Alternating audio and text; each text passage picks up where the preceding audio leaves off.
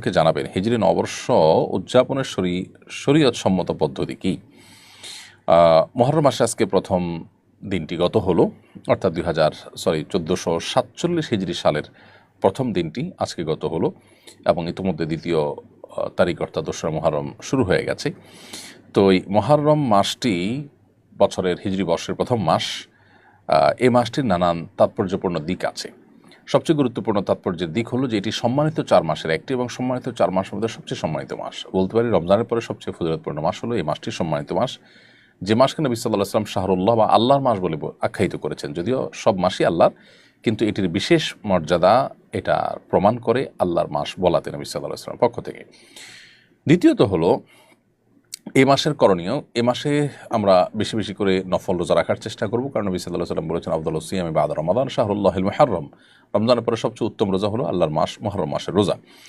দ্বিতীয়ত হলো এই মাসে আশুরার দিন রয়েছে, অতএব আশুরার দিন উপলক্ষে বিশেষভাবে 2 দিন ব্যাপী রোজা রাখা, 9 এবং 10ই মুহররম অথবা আপনার 10 বা 11ই মুহররম, এই দিন 2টা দিন রোজা রাখা হলো সুন্নাহ। এবং সেই সাথে এই দিনে আল্লাহ রাব্বুল আলামিন পূর্বের বিভিন্ন জাতিকে আল্লাহ তাআলা তাদের তওবা কবুল করেছেন, অনেককে আল্লাহ তাআলা উদ্ধার করেছেন, যেমন নাকি মুসা আলাইহিস সালামের নেতৃত্বে বনী ইসরাঈলকে আল্লাহ তাআলা বিপদ থেকে উদ্ধার করেছেন। তো আরও অনেক ঘটনা এই দিনে ঘটেছে, সেই কারণে দিনটি নানা কারণে তাৎপর্যপূর্ণ, এই দিনটি রোজা রাখা। আর মুহররমকে কেন্দ্র করে নানা রকমের আমাদের দেশে বিভিন্ন রকমের হয়ে থাকে, বেদাত এবং অপসংস্কৃতি চলমান আছে, সেগুলো থেকে আমাদেরকে বিরত থাকতে হবে। যেমন মাতম, তাজিয়া, মিছিল ইত্যাদি করা।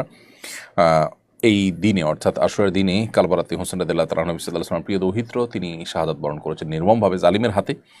সন্দেহাতীতভাবে এটি আমাদের জন্য বেদনাদায়ক একটি অধ্যায়, কিন্তু সেটাকে কেন্দ্র করে সারা জীবন বা বছরকে বছর শোক পালন করা এটা শরিয়া সিদ্ধ নয়। নবী সাল্লাল্লাহু আলাইহি ওয়াসাল্লাম তার ওয়াফাতেও আমরা এই ধরনের শোক পালন করি না। সবচেয়ে বড় কথা হলো নবী সাল্লাল্লাহু আলাইহি ওয়াসাল্লাম নিজে পরিষ্কারভাবে বলেছেন যে 3 দিন পর আর কোনো শোক পালন করা যাবে না, সর্বোচ্চ 3 দিন পর্যন্ত শোক পালন করা চলবে।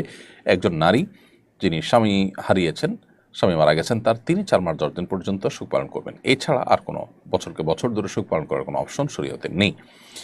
সেসব কারণে তাজিয়া, মিছিল ইত্যাদি এবং শোকের পোশাক পরা, মাতম করা, নিজের দেহে নিজে আক্রমণ করা এবং আরও নানাবিধ আপনার বেদাত আমাদের সমাজে প্রচলিত আছে, সেগুলো মুহররমকে কেন্দ্র করে আমরা বর্জন করে চলতে হবে, কারণ এগুলো